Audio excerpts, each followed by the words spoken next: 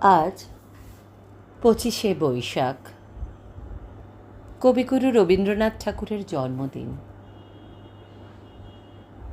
২৫শে বৈশাখ যে বার্তা কবি নিজে দিয়ে গেছেন,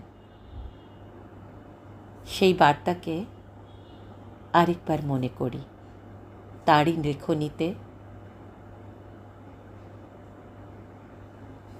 হে নূতন, দেখা দিক কারবার জন্মেরও প্রথম শুভক্ষণ।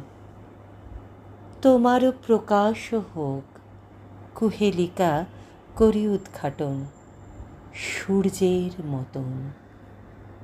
রিক্ততার বক্ষবিধি আপনারে করুণ মোচন।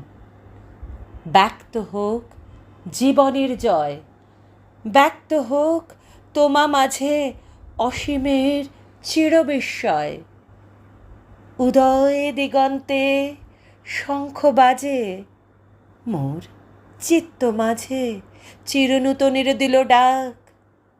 ২৫শে বৈশাখ, ২৫শে বৈশাখ, ২৫শে বৈশাখ। নমস্কার।